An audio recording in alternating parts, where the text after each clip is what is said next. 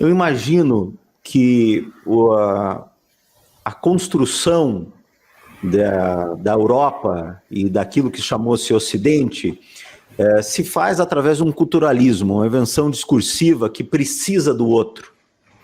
Precisa do outro. E esse outro foi, ao longo da história, fundamentalmente os árabes e o Islã. Não somente eles, mas fundamentalmente foi eles o adversário de frente a se fazer. Né? Foi eles nessa construção, por exemplo, de que o mundo ocidental seria fruto da Grécia clássica, né? Como se a Grécia clássica tivesse ligada à Europa. Lembramos que os gregos tinham muito mais relação com os egípcios, com as civilizações do Nilo ao Eufrates, do que com a Europa, né?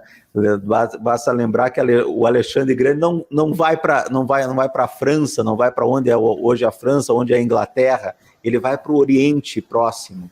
Então, essa noção de que vai se construindo um Ocidente, vai se construindo uma noção de Europa a partir da contraposição ao Islã, negando ao Islã, negando a ele uma dignidade àquelas civilizações e àquela religião muito grande. E isso se permeou a história. Né? É claro que nós estamos fazendo aqui um recorte, porque nós estamos falando do Islã, mas nós poderíamos falar para as populações indígenas de América, quando os europeus, no seu expansionismo, chegam aqui, olham para os indígenas, para os vários povos indígenas, chama tudo de igual e diminui todos eles, né? Retira deles a humanidade. Eles fizeram isso em África, fizeram isso em Ásia. O nosso recorte aqui, em especial, está sobre os árabes, no sentido étnico, e também sobre a religiosidade islâmica, que é o tema de hoje. Mas esse confronto, portanto, para mim,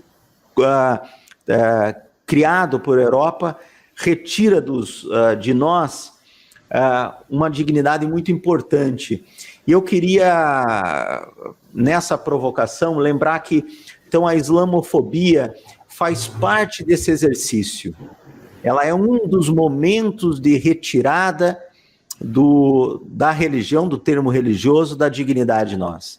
E ela está associada à imigração na Europa, ela está relacionada às comunidades negras nos Estados Unidos que se converte ao Islã nas cadeias, por exemplo. Ela está ligada à resistência política que o Oriente Médio tem em relação às tendências do império, seja o império de agora, os Estados Unidos, os impérios anteriores. Basta lembrar que essa região do planeta, na geopolítica, que mais tem guerras, que mais resiste, e a Palestina está aqui no nosso coração de todos nós, como exemplo maior dessa resistência. Isso, portanto, faz adicionar a essa resistência dos povos árabes e dos povos do Oriente Médio, os persas, os turcos, ao longo da história, o ataque ao Islã. Né? O Islã está para nós aqui no Brasil, com a extrema-direita e esse governo que a gente vem enfrentando no Brasil, esse governo genocida, a relação estreita com Israel, né? A ponto de muitas dessas igrejas neopentecostais, novos evangélicos, como gostam de se autodenominar, verem Israel como um símbolo da pureza e os árabes e os muçulmanos como um símbolo do horror, do terror, né? É tão interessante a provocação do Joel, porque um dos livros que eu ia citar, porque a gente sempre cita livros aqui, é esse livro lindo aqui, ó, O Jesus Muçulmano, né? Para quem não conhece, do Tarif Khalid, né? O Khalid, que é uma família muito importante da Palestina, uma família tradicional da elite palestina, de intelectuais. O irmão dele escreveu um livro muito importante, o Walid Khalid, que é esse aqui, From Heaven to Conquest, é uma obra clássica sobre a Nakba e sobre a questão palestina. A família toda, né, parentes dele foram prefeitos de Jerusalém, tiveram parentes dentro do conselho do parlamento do Império Otomano, parentes que foram governadores de províncias né? Então, uma família bastante intelectualizada.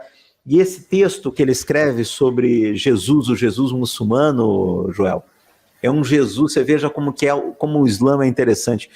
Uma das leituras o Islã tenta aproximar Jesus mais deles, porque é uma parte no Islã que diz o seguinte, que Jesus é o profeta mais próximo de Maomé. Ele não se refere ao fato apenas dele ser o antecessor, ele quer aproximar Jesus de coisa. E esse Jesus islâmico, nessa aproximação, nessa reconstrução desse Jesus, uma das coisas que até eu não sabia, que o Tarek conta aqui, que é muito bonito, esse Jesus não nasceu em Bethlehem, em Belém, no Islã.